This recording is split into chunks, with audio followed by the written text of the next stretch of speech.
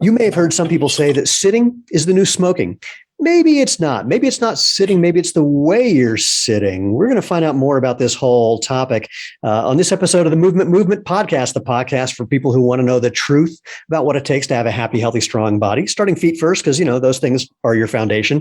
We break down the propaganda, the mythology, and often the outright lies you've been told about what it takes to walk or run or play or hike or do yoga or CrossFit, whatever it is you like to do, and to do that enjoyably, efficiently, effectively. And did I mention enjoyably? Don't answer. It's a trick question. I know I did. Because look, if you're not having fun, do something different till you are. Because if it's not enjoyable, you're not going to keep doing it anyway. So why start with something unpleasant? Have fun first. I call this the Movement Podcast. And by the way, the I part of that, I'm Steven Sashen, co-founder and CEO of Zero Shoes. And it's the movement because we're creating a movement that involves you. Doesn't take any effort or cost. I'll tell you about that in a second. We're creating a movement about natural movement, helping people rediscover that using your body the way it was designed is the better, obvious, healthy choice, just the way we currently think of natural food. That movement part, really easy. Just share with your friends. And if you want to know how, go check out our website, www.jointhemovement.com. You'll find previous episodes, all the places you can interact with us on YouTube and Facebook and Instagram, etc. All the places you can download podcasts. In short, if you want to be part of the tribe, please subscribe. So let us jump in. Turner, as I said before we started this, I'm not going to do the intro for you. I want to let people find out from you. Tell people who you are and what the hell you're doing here. Okay. Well, yeah.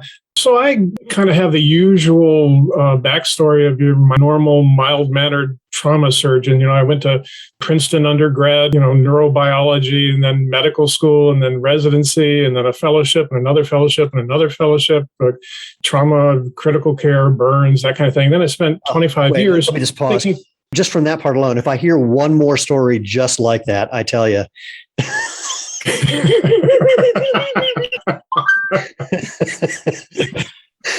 Well, it's all good fun. You get to meet a lot of people and you get to do some good. And so it was all good fun. And then I kind of lurched off script when we had a kid and I wanted a little more time at home. So I got a master's in biostat, got a grant from the NIH, and I started doing trauma epidemiology. They were looking at what trauma centers were doing well and what trauma centers were kind of not doing as well to figure out what the difference was and how we could do better taking care of patients who were the sickest of sick. And so it became mostly a matter of writing computer code to do statistical modeling. All of a sudden, for the first time in my life, I'd given up the peripatetic life of a trauma surgeon, in the clinic, the OR, the ICU, back to the OR, off to clinic, down to the ER kind of thing. And I was just sitting, and all of a sudden my back started hurting.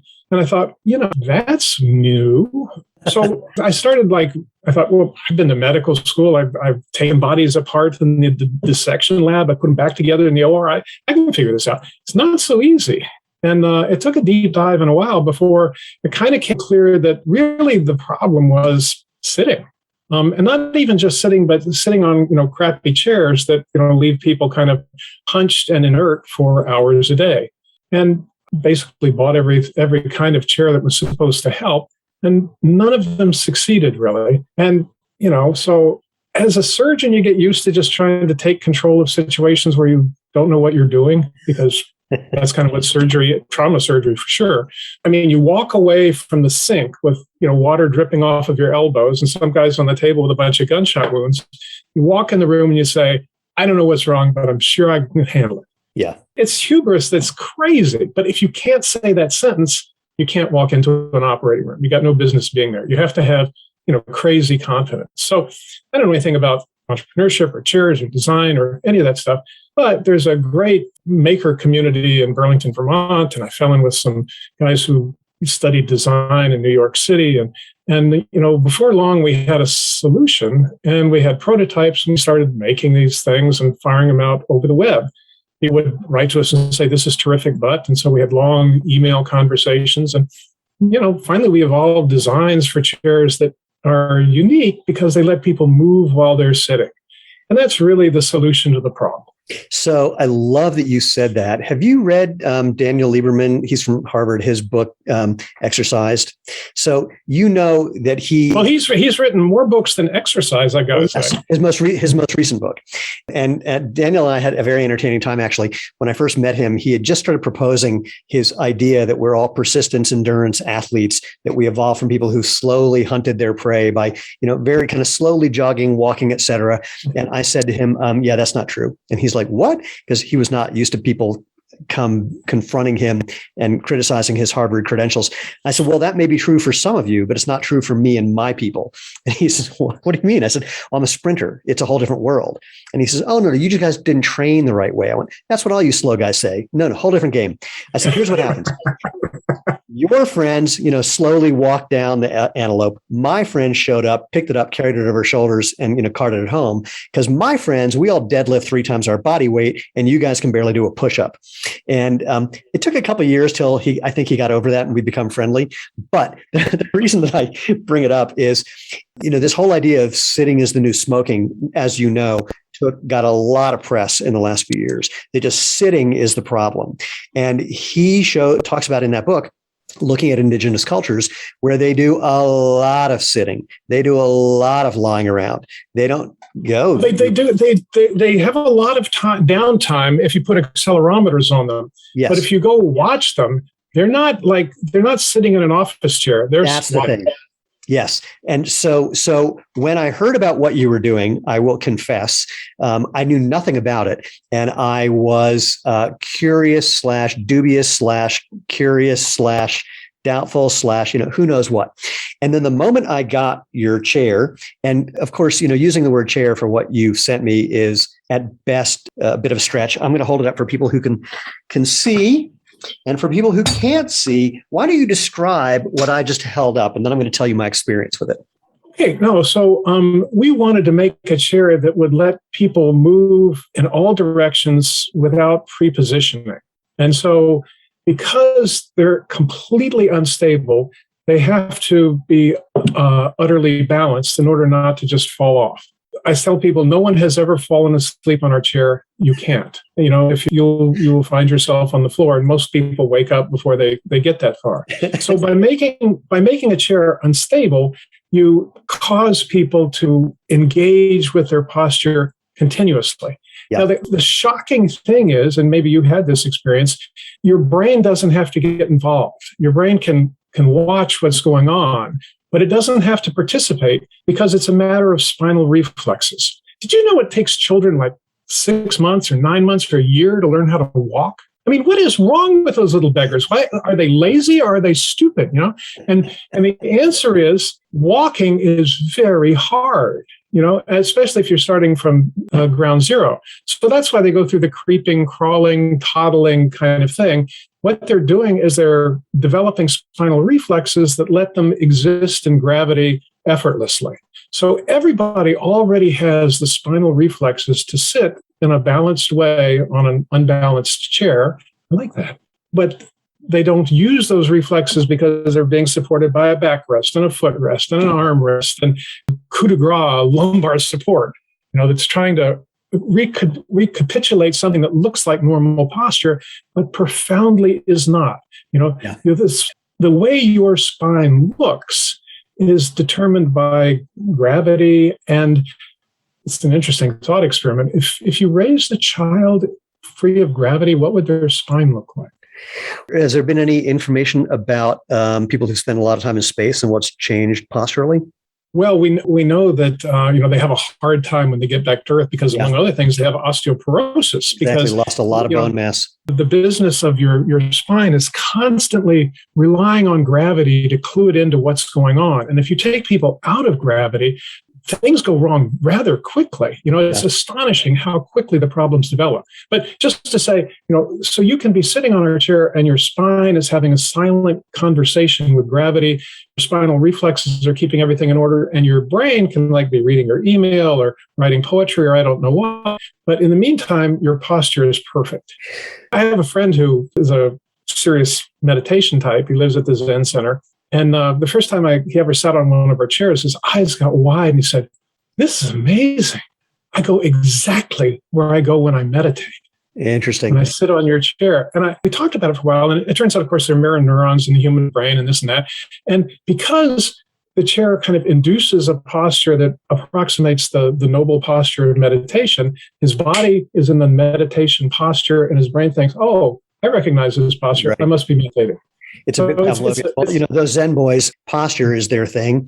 I was when I was living in New York, the Dalai Lama came into town, and there was this big sort of sunrise meditation thing, and you could spot the different meditation traditions by how people were sitting. So the Theravada meditators, the people who are most familiar with that would be like mindfulness or Vipassana. They tried to remain still, but they didn't have great posture necessarily. The Zen boys, great posture. They were statuesque, literally.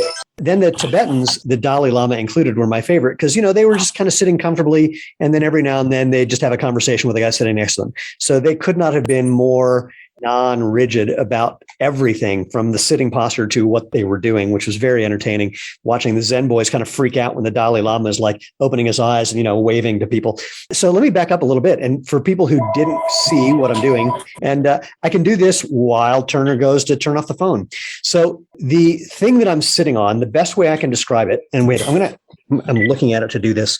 Imagine taking like a small, let's take a, normal size oval dinner plate, which dinner plates are typically not oval, but work with me on that.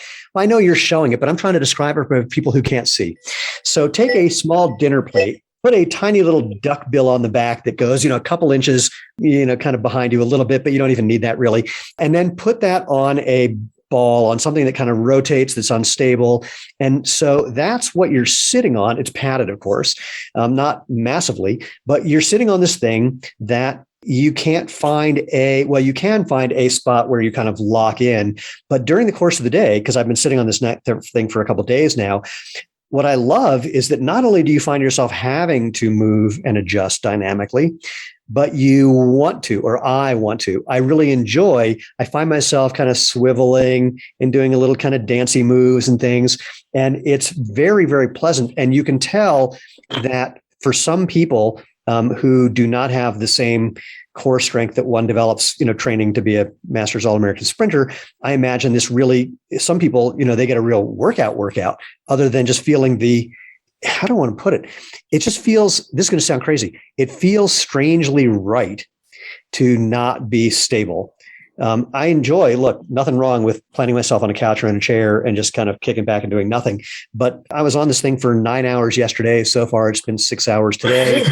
And, I know it says right here, start with 30 minutes, but I ignored that. People ignore when we say just do a 20-minute run in our shoes to start, but because I just didn't want to get off and felt totally fine at the end of the day and this morning as well. Actually, I have a little scoliosis from having a other problem with my spine, and I can definitely feel my spinal erectors today. They definitely got a bit of a workout yesterday, but it's been super, super fascinating. So anyway, that's the description both of the physical thing, and you can add to that if you like, but also just my personal direct experience.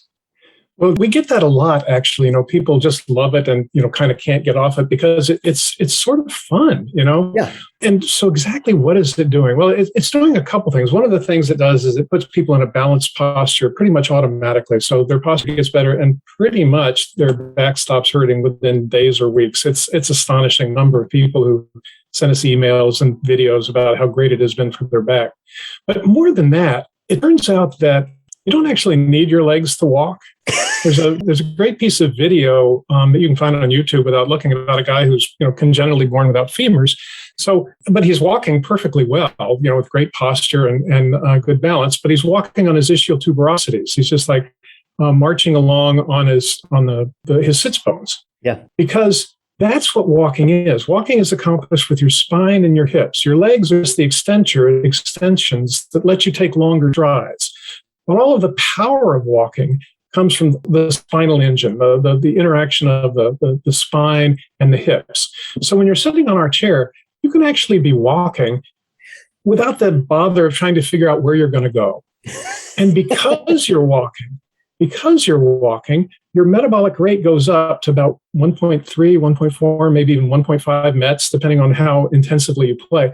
Well, that's That's right up there at a point where you're making a difference, and your bad cholesterol is going down, your good cholesterol is going up, your insulin is going down. There are metabolic consequences to sitting with your muscles gone dark all day long, slumped in a conventional ergonomic chair, because your muscles aren't just activators that move your bones around. They're very complex biochemical factories that are spinning off molecules that communicate with the rest of your body. And your metabolism got used to 5 or 10 or even 15 miles a day when we were hunter-gatherers on the savannah. And when you take that away and you go to a mile or half a mile or a quarter mile, people working from home, maybe not even. This is catastrophic for your biochemistry, which requires exercise. Uniquely among primates, gorillas, orangutans, chimps, bono, all these other cousins of ours are fine, just like sitting around cracking nuts in a zoo. They maintain a lean body. They have a 10%, even less body fat ratio, doing nothing. A chimp, will just like crack some nuts and eat them and then amble over and climb a tree and sleep for the night. And that's it. Then he knocks off. They don't require the kind of intensity that human biochemistry requires to thrive. Well, it's interesting. I thought about this yesterday, actually, and this morning, is that the whole idea of non-exercise, what does NEAT stand for? I can never remember. Non-exercise, something thermogenesis. What's the A?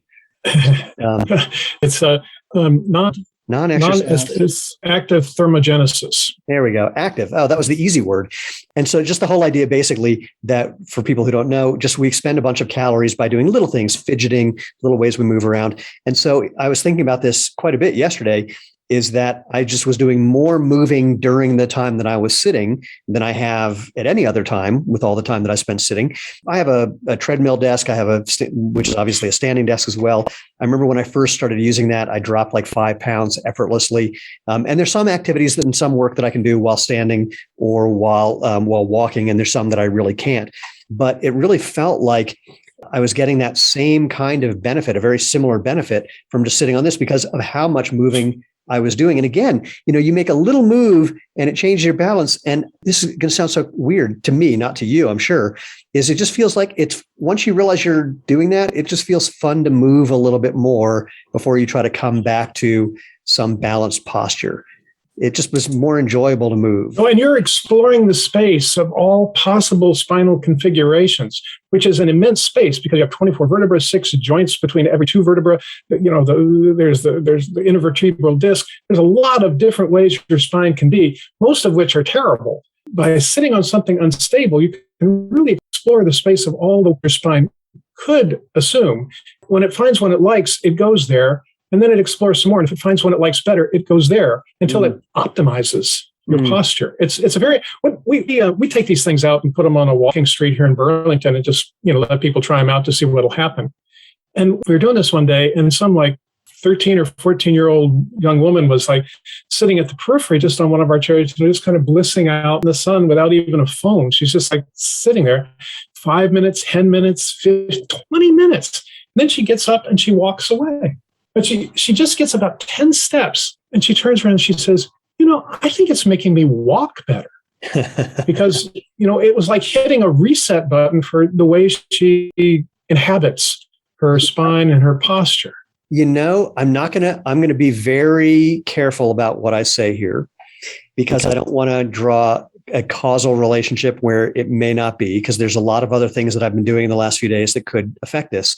But I noticed this morning that the way my shoulders were being held was different. Not unusual. It's not unfamiliar, let's say, but it was habitually different. Like the resting position was a little different than it normally is. That's a position I have to consciously normally think about. And this morning I was noticing, hey, I'm not thinking about that one. And they're in the spot that I like them to be. How amazing is that? That's high on the list of things that don't suck. Let's call it that. No, but the idea that you can harangue or shame or browbeat people into better posture it's a failed game, right? Yeah. You can't consciously control your posture. But if you put people on an unstable surface, their posture is automatically generated by their spinal reflexes and their spine having a conversation with gravity. So they don't have to do anything because they already know how based on having learned to exist in gravity as a child. Well, I want to address two things from what you said. The first is unstable surfaces, because there are a lot of people who've gotten the idea that unstable is good for everything. So, for example, in footwear, there are companies that make footwear that they explicitly say is designed to be unstable, and they say that that's somehow going to be good for you. In that case, totally not. There are some people who are doing workouts on unstable surfaces, thinking that you're somehow building up the what do they call them? The stabilizing muscles, which there are no magic stabilizing muscles. They're just the muscles that you use for different things. And it's not about you're not making the muscle stronger. You're changing your neurology to use your muscles a little differently. But if you're trying to get stronger, you want to be on something stable to use your muscles in their strongest position. So there's a lot of misconception about this whole unstable, stable thing. But with sitting, it's a very different game, because you're not trying to build strength. You're not trying to deliberately put yourself in a compromised position. You're giving yourself the opportunity of finding a natural position, because like with shoes that are unstable, as you're going through your gait cycle, you're putting yourself in dangerous positions. With sitting, it's not a fundamentally dangerous position. So these little stabilizing motions, it's a whole different world than unstable training, which has gotten a lot of press, and the research has been very clear, not really helpful.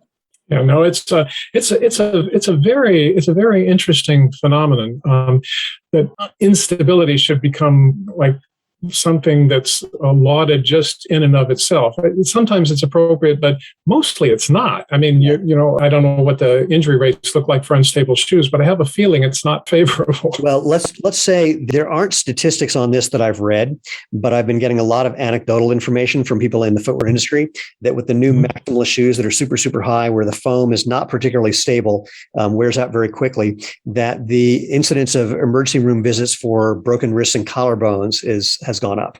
No, and we know that when women started wearing those very high platform shoes, the incidence of ankle fractures and stuff went way up, even in young people where you wouldn't expect that. Well, as a former All-American gymnast, I had a bet that I could do a standing backflip anywhere, anytime.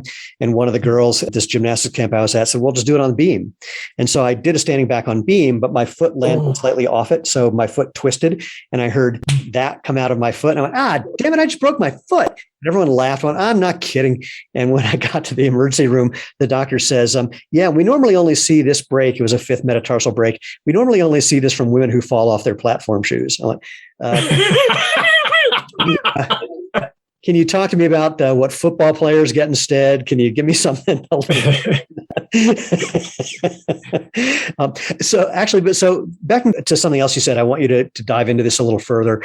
You talked about the ineffectiveness of lumbar support in chairs, and whether you're in a chair or if you're in a car, I mean, lumbar support products are huge, huge sellers. Can you dive into that a bit more? Sure. So the lumbar lordosis, the normal arch in your low back, just belongs there because that's how the spine is designed. When you put people in a chair with a backrest and a footrest and an armrest and all that kind of stuff, the small of their back goes flat just because they've been constrained in so many ways. And the chair designers took a look at that and said, that doesn't look right. And so they put a lump right behind the small of the back, trying to recreate the lumbar lordosis, which ordinarily is emergent of kind of the brilliant synthesis of the way your spine works and the way gravity affects your spine. And they're trying to simulate it by just mashing something into the small of your back. Anybody who's ever sat against lumbar support pretty much knows that you're not going to stay there for very long. It's just a failed concept. I had a very interesting conversation with a guy who at a ergonomics conference. I've been to a lot of conferences that I wouldn't ordinarily go to, but so this is one I went to, Ergo Expo in Las Vegas, where I met a guy who, I was like showing our chairs, and people couldn't make much sense out of it because it was unlike anything else at their ergonomic conference. Although a couple of people said, this is the only new thing we've seen in a decade. But anyway, this guy walks by and he's got stubble and he's swarthy and he's got an ascot and he's got groupies and he sits down on our chair and, he has this look, he's a little puzzled. And then he gets up and a woman sits down and she sits on it for about a minute. And she says, "Oh, Francisco, this is terrific." And it turns out this is a guy who was part of the design team for the Herman Miller Aeron chair in 1994. Oh, how funny. And so we had a very interesting conversation because he knew a lot about chairs, which I didn't. I'm like a emeritus professor in the Department of Surgery from the University of Vermont, and he spent his whole life designing office furniture. So he knows a lot, but I know a lot about anthropology and anatomy and this and that. And so it was a spirited conversation. And I go back to Burlington and we'd swapped email addresses. I get an email from him 2 days later and he says, I feel terrible. I spent my whole life trying to make chairs so comfortable no one would want to get up. And now I find that sitting slumped all day is terrible for their posture, their back pain, and their overall health. But what do you want me to do? We've spent our lives convincing people they can't sit without lumbar support. And now I cannot sell a chair unless it has lumbar support. This is the exact conversation that I haven't had directly, but a friend of mine has had directly with the CEOs of 2 multi-billion-dollar footwear companies and the senior vice president of a third, where they said, we know this natural movement, this whole minimalist thing is legit. We can't do it because it would be admitting everything we said for 50 years is a lie. No. And, to roll that back, it's just so hard for them. And not to put too fine a point on it, but I gave a TED talk some time ago. So I kind of have a soft spot in my heart for TED. And I was really charmed when Ted reached out to me and said, we'd like to give away some of your chairs at the TED event. And it's going to be in Southern California. And it's like the big deal. It's 2 days. The tuition is $24,000. People who are philanthropists are people who show up for this kind of thing. And they have names like Bill and Hillary, that kind of people. So no, this is terrific. We'll get some of our chairs under some of these people. And how great is that? Sure. No, well, fine. We'll contribute some chairs, Ted. That'd be terrific. And they said, we just got to check one thing. 2 days later, I get a call saying, we can't do that. It turns out we have a prior arrangement with Steelcase, and Steelcase said no. Hysterical. We've had similar things. We had over $1 million order in the system from a major retailer. And at literally the last minute, like within hours of them clicking submit, they got coincidentally, they got a phone call from someone who makes big, thick, padded motion controlled stuff saying, and they sell a lot of them through this retail chain, saying, yeah, we don't want that product in your stores. That was 3.5 years ago. And, it set us back quite a bit. Happily, it's all worked out fine since. But we have similar things. It's really, what amazes me, actually, you and I have some things in common. So we were both gymnasts when we were younger. Were you always an individual sport athlete? I'm testing out a theory here. Yeah, no, it was gymnastics, and then it was martial arts, wrestling, that kind of thing, swimming. I have a theory, and it may be completely not true, that most individual sport athletes have a particular mindset, and the mindset is best thing wins. Best man wins, best thing wins. And of course, what we have learned in business is that ain't true. And that when people are well established in something, they don't just go, oh my gosh, that's better. What can I now do to move in that direction or to help or to bail out of what I'm doing because it's hurting people? They dig their heels in even more firmly, if that's how one digs one's heels. And they will do all manner of crazy things to keep themselves alive. And of course, when I say it that way, it makes sense what I'm describing, rather than do the better thing. And I, as an individual sport athlete who likes best thing wins, I find that, I understand it, but I also find it completely impossible to understand because it just seems so. Well, no, it's just an organism trying to prolong its life. Correct. And the older and more decrepit an organism becomes, the more viciously it will strive to carry on. So I kind of think we're at an inflection point, where big chairs getting into trouble. Their stock isn't doing that well, and so on. So it's an interesting time to be alive. Did you just say big chair? I did say big chair. I don't know if you know, I refer to shoe companies as big shoe. No, and I'm just riffing on big tobacco. Yeah, exactly. And the analogy is quite strict. When back in the 50s and 60s, people thought smoking was normal because everyone smoked. They thought it was good for you. They thought you were exercising your lungs. They thought, it was. Well, actually, they hired people to impersonate physicians and say that kind of thing. But, real physicians, like totally on board. But it was a hard lift to prove that smoking was actually causing not just lung cancer, but emphysema and heart attacks and a whole raft of things. In part because the statistical methodology didn't yet exist. I do this kind of work, but ultimately it became very clear that smoking was a public health catastrophe hiding in plain sight. And it's taken 50 years to roll it back, and now we're down to 18% of America smoke. So, we've made a lot of progress, but it's been very, very hard. Just so with chairs, hiding in plain sight. Well, I think you and I would make the same claim, which is the sad part about what we're doing, and I'm putting sad in air quotes, is that shoes and chairs normal shoes, quote, normal shoes, which, by the way, you and I are in the exact same situation this way. People ask me for the proof about what we're doing. I go, no, we're not the intervention. The modern athletic shoe is only 50 years old. 99.5% of human history, people wore stuff that looked like zero shoes. We're the control group. That's right. So, but what I say is it's too bad, and I'm not being literal when I say this, it's too bad that shoes, or in your case, normal chairs, don't kill people. Because if they did, there would be a tobacco-like investigation. But instead, it's just become a multi-billion-dollar circle of people trying to make money by trying to correct a problem that the product that they bought to begin with caused. And, it's like the fact that there's a multi-billion-dollar aftermarket for products to make shoes more comfortable says there's a problem with the shoes, and people don't want to put two and two together. You may have a variation of this in the footwear world. Every couple of years, someone has some new form of cushioning or padding, same basic idea. And it's always hailed as like, the next greatest thing. No one ever says, hey, sorry about that crap we were selling up until now. We just proved that was bullshit. Here's the new one. But more like the boy who cried wolf is that in that story, the villagers eventually got smart and didn't show up. But when the shoe companies cry cushioning, people keep showing up. And it's like Lucy in the football. Yeah, exactly. So, there's an analogous thing I'm now just thinking of with chairs. I haven't been paying exquisite attention to this, but enough to know, like, here's some new chair thing. Now we have, my God, I heard a commercial on NPR for some chair company, and they were advertising as a benefit that there was something like 32 different adjustment points. All I could think was, I don't even want to spend the time to figure out one. Right. And that's really the genius of our chair is there's nothing to adjust except the height. Everything else you adjust in real time on the fly.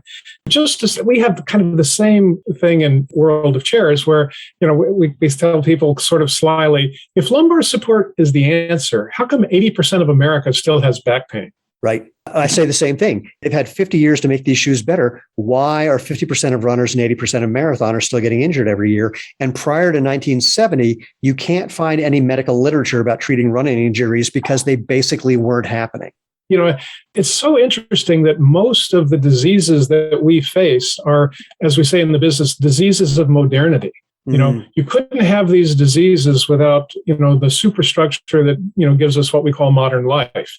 It's taken a while to discover that, the Franken food that people eat and the weirdo chairs that we sit on and the bizarre footwear that everybody thinks is normal all have taken an incredible toll on what could have been a much more pleasant life. I met a podiatrist who told me the story of another podiatrist who went to Kenya. I'm going to get some of the details wrong. Let's say in the 60s, and was studying the Kenyan army. Most people in the army grew up without shoes. And his report after studying the Kenyan army was a podiatrist will go broke in this country. And I say that often. I go, if you want to find people who have healthy feet, just go anywhere where they don't have indoor plumbing. And again, a little glib, but trying to make the point that there's a natural thing going on where people don't have the same issues. Irene Davis from Harvard had a line when I was just getting Zero Shoe started that was very encouraging. She said, if we just got kids wearing your shoes, in 20 years, we wouldn't be treating adults for the billions of dollars of problems they currently have. And we have the same idea about chairs, but schools, can't afford glitter for their preschoolers' art projects. So we came up with a design that we give away. I love that. So again, for people who aren't watching, describe this thing that I am totally in love with right now. It's 4 pieces of plywood that are cut with a CNC router. They fit together with self-locking joints that we invented. And the seat top sits on top of we started out using tennis balls, but kids wore them out within a month. So we had to switch to lacrosse.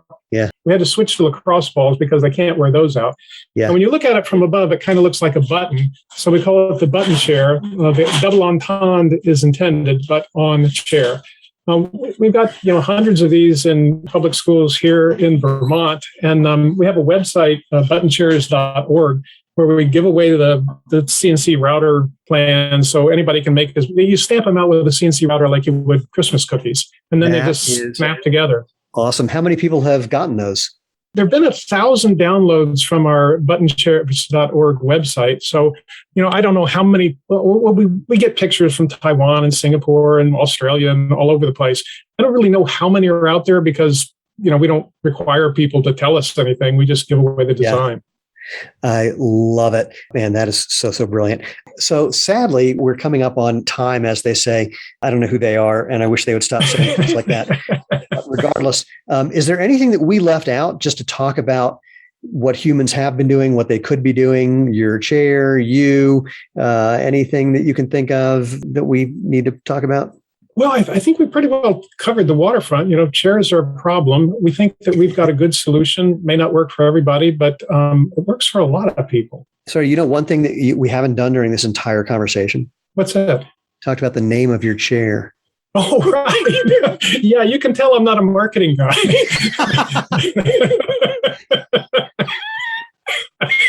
Yeah, no, we called the chair we sent you the Ariel. We named it after the wife of a medical student who just loved it. So we named it after her.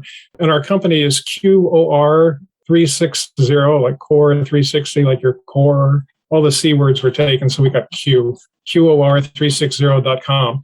I wrote a book about this stuff that you can download for free from our website if it's interesting to you. It should be interesting to you. This is super. I'm totally fascinated. The thing that I'm literally playing with in my head right now, we have a lot of people in our office who have standing desks, and sometimes they're using hired chairs because they want to switch to not standing, and it's not one of those adjustable things. And so I'm imagining, and I haven't looked, and I should have, if I was a smart, awesome, good podcast host instead of a lazy guy who just starts conversations with people that he likes, I would have looked to see if you made something to accommodate that, which all it would need would be a platform, an adjustable height platform. It's an easy thing to make. We made a couple for people who requested them, but as a former trauma surgeon, the business of making a tippy chair and then just cranking it up to some brain injury height seemed like a bad idea. So we prefer it for people to have their feet on the floor because they're less likely to and you don't need a standing desk. You can have a variable height desk, so you can kind of dial it in. Those things cost money. We're a startup, so. But really any desk is variable height. You just have to buy the right number of paperback books to put under it. Actually, it's funny. Most of our standing desks are regular desks with cinder blocks underneath them. We're very classy over here. We don't have any cars on cinder blocks in the front, but we do have desks on cinder blocks on the inside. We're not one of those venture-backed companies where they get nothing but Herman Miller chairs and adjustable height desks. And, everyone's got a monitor that's 48 inches wide. And we're trying to get shoes on people's feet and spend as much money as we can on inventory to do that because to deal with the growth. And so how's biz been going in short form? So we've shipped about 6,000 chairs in the last couple of years, which, seems like a pretty good pace for us because we're making them here in Burlington, Vermont. And so, our supply chain, we have to kind of keep building up the supply chain to keep up with orders. So we grossed just over $1 million last year. So we think we're a real business. Nothing like you guys, of course, but we're working on it. It's just a matter of, I like to say that what we've been able to accomplish is due to 90% luck, and the other 10% is also luck. And then there's a separate 100% where 90% of that is working your butt off. And the other 10% is hopefully being smart enough to know how to put out the fires that started overnight, despite nothing having changed since yesterday. So, we're doing the best we can. And then good for you that you're able to make things locally because footwear doesn't work that way. And of course, we, like many other people in the world right now, are dealing with the after effects of all the COVID related things that have created supply chain issues, but blah, blah, blah business. Yeah.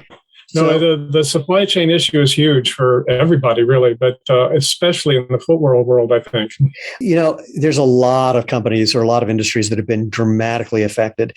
Footwear is a big one. And people love to say, well, why don't you just, move somewhere else? It doesn't work that way. We can't just move to America because it's literally not possible to make our products here in the same way it's literally not possible to get a domestically made version of the devices we're using for this conversation. And the industry experts say to move footwear manufacturing back to America would take at least 20 years and possibly $100 billion. And to move into different parts of the world, it doesn't work that way because the supply chain is all still in China. So if you move to Vietnam or wherever, you still have to get everything from China mostly. So it's very, we're all seeing the vulnerable aspect of that right now. And it's not just footwear, it's also vaccines. Oh, really? That's interesting. I'm going to have to talk to someone about that. My neighbor, we just moved into a new house a few months ago. My neighbor is a big muckety-muck at a company that makes a lot of the vaccines, especially the COVID ones. And I have not talked to him about supply chain things or other vaccines. I'm going to have that conversation this weekend. That's fascinating. I had no idea.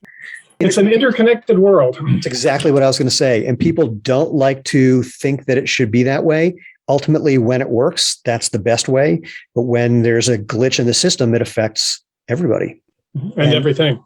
And everything. And it's not like you can avoid glitches in the system. Things happen. I've been told. Well, Turner, once again, this has been a total pleasure.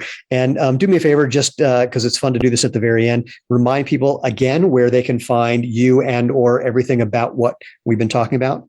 So we have a website, QOR360.com. You can download a book about this stuff. I write a blog. There's more stuff there than you care to read. And videos. Videos of this stuff. There we go. Videos too. I think you're being hyper modest. So this has been a treat once again for everyone. Please do go check out what we've been talking about. I would love to hear what your experience is and hear, what your experience is. That's the bottom line. So let's wrap it up and just remind everyone, if you want to find out more about what we've been doing, what Turner's been doing, you know where to go, QRO360.com. If you want to find out what we're doing, go to www.jointhemovementmovement.com. Again, you'll find all the previous episodes, ways you can interact with us. If you have any requests or questions, people you want to recommend that we should be chatting with, or if you want to tell me I've got my head firmly up my butt or anything in between, I'm open to any conversation. Drop me an email, move@jointhemovementmovement.com. Again, if you want to be part of the movement, spreading the word, just subscribe, like, share, leave reviews, etc. But most importantly, go out, have fun, and live life feet first.